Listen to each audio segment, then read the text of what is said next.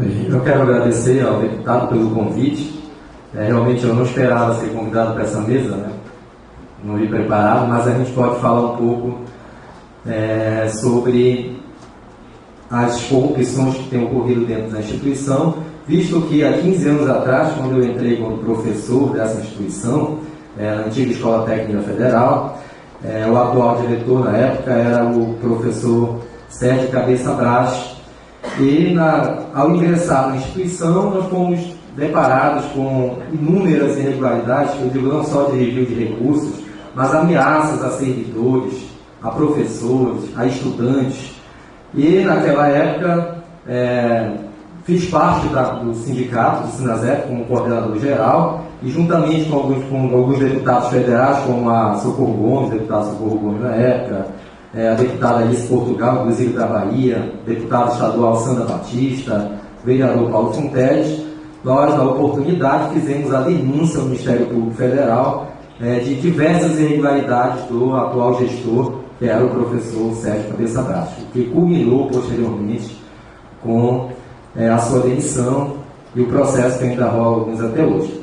Então, pelo que nós vimos, que o professor Elcio historiou aqui, essa irregularidade ela já vem há mais de 30 anos. Então, a grande preocupação hoje, da maioria dos servidores, professores e também dos estudantes, é que isso volte a acontecer. Porque mesmo com a prisão de alguns envolvidos em irregularidades há anos que vem acontecendo, nenhuma solução efetiva realmente tenha acontecido na instituição, apesar do MEC ter encaminhado vários interventores. Então, eu acredito que fóruns como esse aqui, alguns debates com o reitor, que a gente agradece a presença, que tem se disponibilizado em algumas reuniões a vir com a gente debater.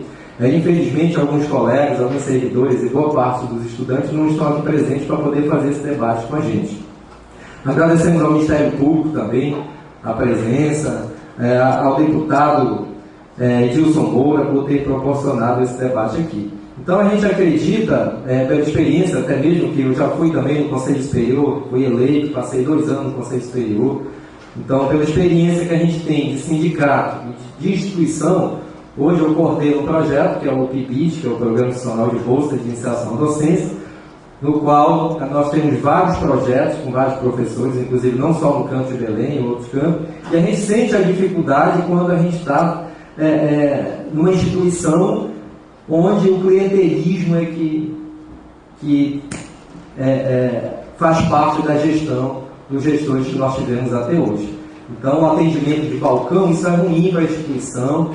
Então, essa instituição ela precisa desse tipo de debate, precisa de uma gestão séria. Nós precisamos de eleições na instituição para que os nossos professores, os nossos servidores técnicos tenham oportunidade de que a comunidade escolha quem vai dirigir a instituição.